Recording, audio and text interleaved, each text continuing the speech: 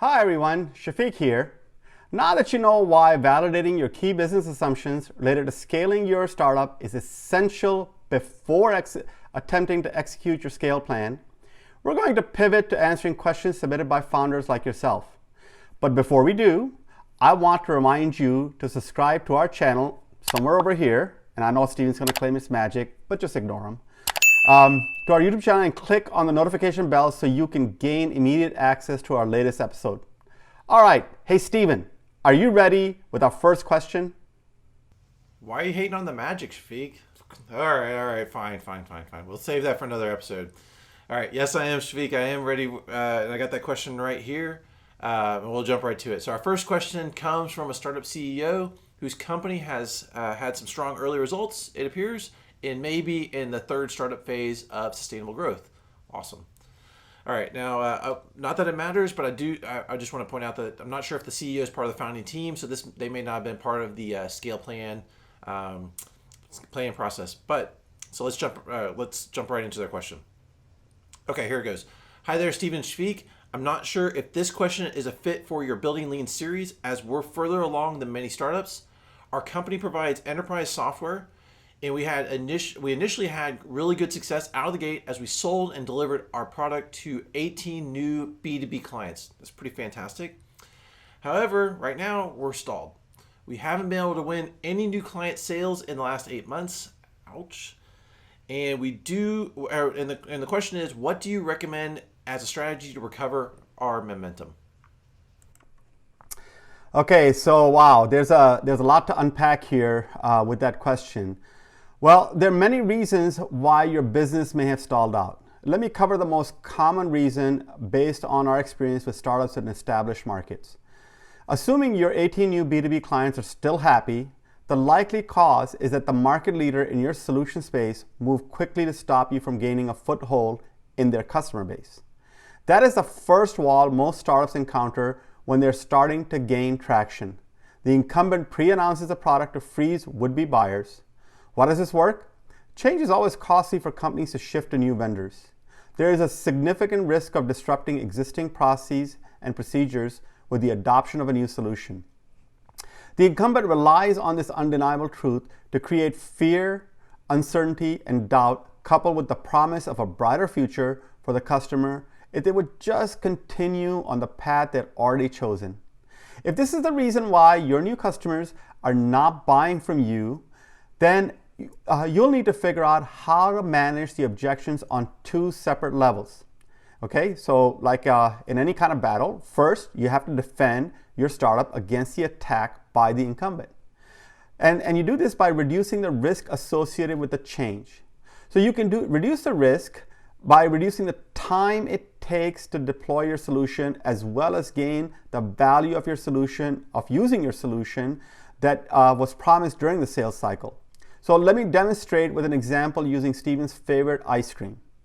If you had a new ice cream flavor you wanted to sell to Steven, you can't exactly tell Steven if he orders now, he can taste the ice cream in 2 months by traveling to a city 100 miles away.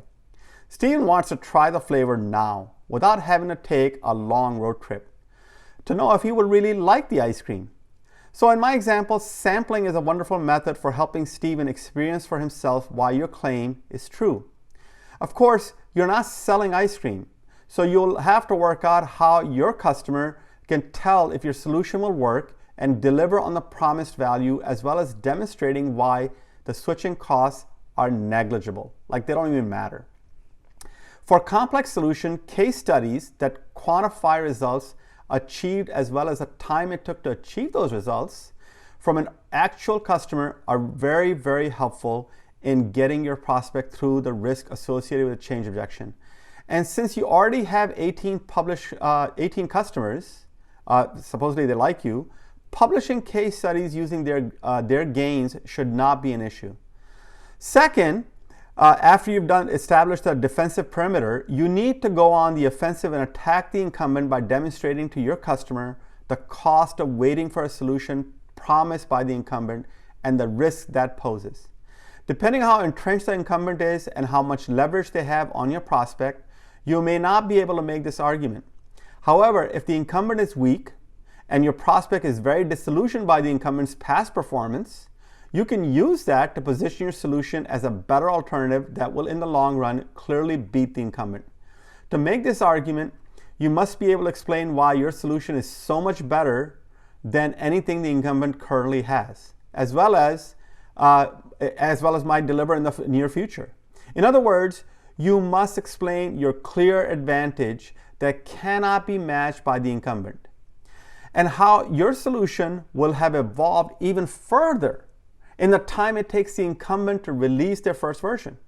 This is where sharing your product roadmap and how it will further deliver unending value to your prospect is an effective method to handle the fear, uncertainty, and doubt raised by the incumbent that will result from a change in their from replacing their existing solution.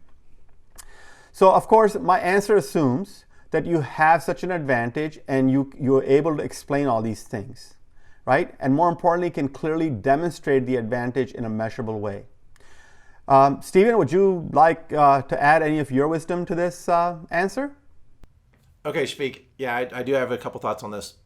So first off, I hope that the next questions we get, you at least start talking about appetizers, because clearly you've already discussed steak and some dessert, which now, of course, the conversation around ice cream is making me hungry, and I'm wondering why there's not any ice cream here. The other thing is, though, it's kind of funny, Shafik.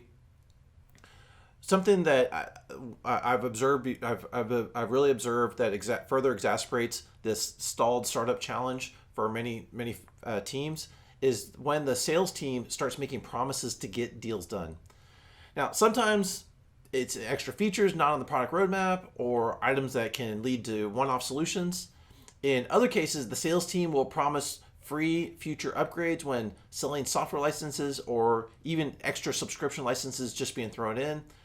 The point is that startups need to maintain sales discipline and stay focused on understanding why they're losing deals so they can develop a permanent fix to the problem rather than taking a Band-Aid approach, which I think you really do a good job of explaining why it's so important to kind of work through your positioning, whether it's that initially that defensive front or then getting on the offensive and defining why your product's so good. And if you don't, the risk for the sales team and the startup team is that panic and desperation starts to set in, and that just ends up compounding mistakes that become fatal. All right, Shafik, our next question comes from a founder whose startup is in the second startup phase, and she writes, I'm really enjoying the series. We're struggling to drive down the cost of manufacturing our consumer packaged goods product with our manufacturing partners. They seem to be adding over, 300% markup on material and labor costs. Man, that's something. Trying to build our own manufacturing capabilities requires way too much capital and does not seem to be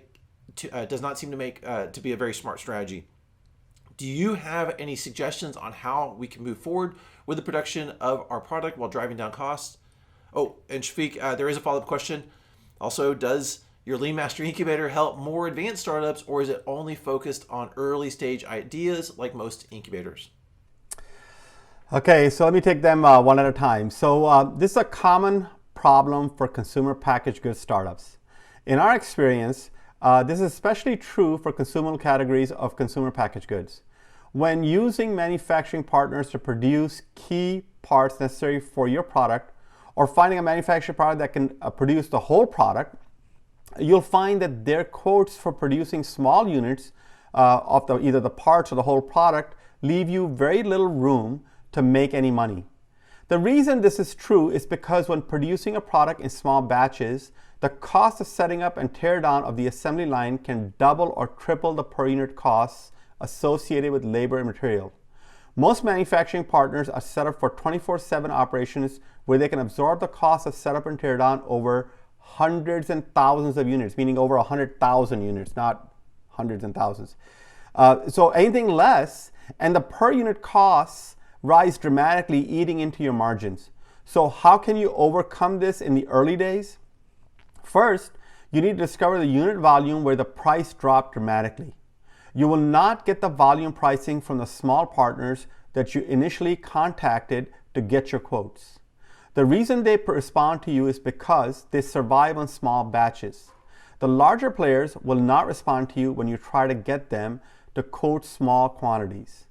So when reaching out to large players, ask them the minimum batch size quantity where they will produce your product. And then ask them how the cost will decrease with increased volume. Be sure to reach out to more than one partner if you're getting so that you're getting the real pricing and not something they just threw out, because you have to be able to kind of balance what you're hearing from the marketplace. So your approach should be to build up sales fast enough so you can switch from small batch partner to the large volume partner, whereby you can finally reach your margin goals. Your other option is to risk producing the larger quantity and then building up your sales while you have a gun to your head for the tied up capital and carrying cost of that capital. I would recommend using option 1 to rapidly improve the product in small batches until you can satisfy at least 100 customers with your product.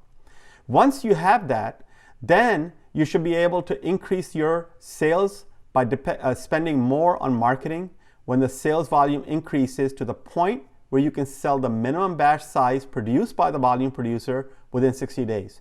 Then you can pull the trigger to manufacture with a larger partner and thus increase your margins. Now, be sure to negotiate sample runs as well as defined quality assurance process before you trust them to produce large volumes. This approach, of course, requires some amount of capital. The capital requirements increase depending on the amount of money you're losing per unit versus break even versus the nominal gains as you're doing the small batch production. So to answer the second part of your question, yes, we help startups that are further along. Our repeated sales and delivery program can help you figure out how to get profitability as well as validating your scale hypothesis.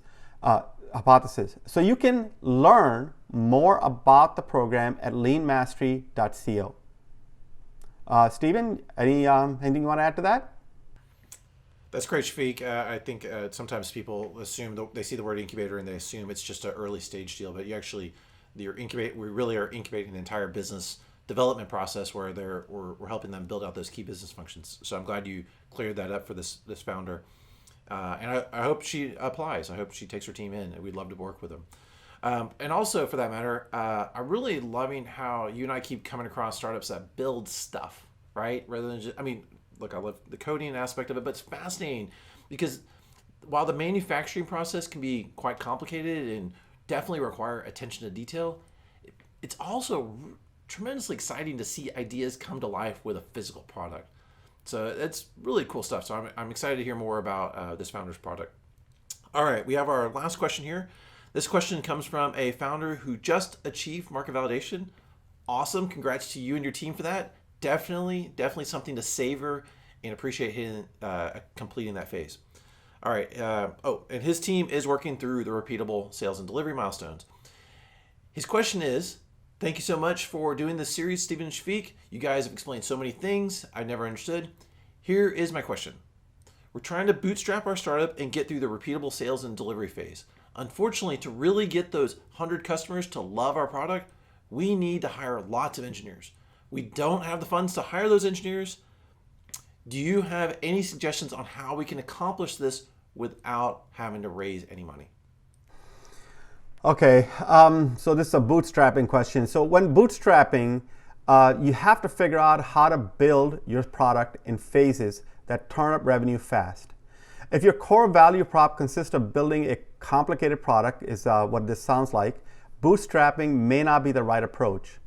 So when you say you need to hire lots of engineers, my immediate thought is that you have a very complicated solution. And I don't mean complicated in the sense of the user experience sense, but complicated in the building sense. In other words, you have to solve many technical challenges in order to deliver the promised value through an easy to use solution. Now, good thing about something that's complicated to solve is, you raise the bar on the competition. Everybody else that follows you has to figure that out as well. But the downside is, you'll need to raise money because building complicated solutions requires, talent. You can't just do it all by yourself. But the way I would kind of like to have you focus on is, but before you do raise that money, it would make a lot of sense for you to build your channel and your sales funnel while you're trying to build your production and delivery engine of your product. So as soon as you have a working lead engine that can consistently turn up new customers on demand, then you can raise money with most angel investors. The reason is because you have significantly reduced their risk of product failure due to demand. In other words, as long as demand exists for the product that you're building, then investors are always willing to bet on the side of meeting demand, right? So by solving the demand problem, you can ensure you'll have the necessary cycles to rapidly improve your product so that 100 customers will love your product. Now, if you're not sure how to do this, consider applying to our incubator. We help founders like you to quickly build their lead engine and sales engine. Now, I could be wrong about the reason why you need lots of engineers. If you're building a software solution, you don't need a very large team. 2 to 3 crack coders should be enough to crank out the MVP to get 100 customers. If you're building a software product, you can recruit experienced technical talent with minimum salary, usually 75% of market, based on the promise of company shares. Experienced technical talent love a challenge and want to make an impact. That is why they don't care about salary when joining very large, very early stage startups. Typically, the first 5 technical employees will get a better stock deal than all others that follow. Your challenge is to help them understand how you plan to change the world and why they should join you in your struggle. So consider this your first test before you try to raise hard dollars. If you cannot sell your idea and the work you've done in market validation to technical talent, then you certainly can't sell your idea to investors. Steven, you want to jump in here? I completely agree, Shafiq. I think you covered all the high-level points. The thing that occurs strikes me is that it's tempting to overhire too much talent early on, and it kind of comes out of fear that you'll fall behind or miss out on a particular skill. And really, startups should hire to fit their needs rather than just throwing bodies at a problem. And for that matter, the functional team leaders, in this case, maybe the product or engineering team leader, needs to focus on team member alignment to really get the most out of the team members that they have, the resources they have. Now, my favorite founder, Elon Musk, he does cover this concept. He actually has given a presentation related to the concept of aligning vectors, which speaks to the efficiencies of small teams that are smartly organized and collaborating effectively. And for that matter, we probably should cover the aligning vectors topic in a future episode because it really speaks to the efficiencies of small teams competing against larger teams because of how well organized and coordinated the team members are. Okay, everyone. As a reminder, in addition to our regular incubator process, we're offering a special cohort for our incubator coming up. If you've ever tried to run a Kickstarter campaign and failed, or had a successful campaign but failed to continue selling your product post Kickstarter campaign, or are thinking about running a brand new Kickstarter campaign, especially this fall or even next spring, you're going to want to apply to the LeanMastery Incubator by August 15th so you can join our Kickstarter cohort. Spots are limited and we're already seeing some fantastic applications coming in. We use a rolling admissions process. And what that means is that it's important that the quicker you apply, the better the chance you'll have to gain one of these coveted Kickstarter cohort incubator spots. Now, this Kickstarter cohort will start on September 1st, 2020, so that's just around the corner. Now, to learn more about the LeanMastery Incubator Kickstarter cohort and apply, visit leanmastery.co/Kickstarter. Y'all don't want to miss out on this, so get your applications in today. The application process will just take you, to start the process will just take you minutes. Thank you all for watching, and we look forward to helping you be successful in pursuing your startup dreams by building Lean. Steven, could I just add one little quick thing? I want to make sure everybody understands that we encourage them to continue following our Building Lean series. If they want to do it on their own, our Building Lean series will give them lots of help. They should only apply to the incubator if they need help. We encourage everybody to follow along with us and more importantly, tell us how well it's working for them. So just wanted to add that. Thanks, Steven.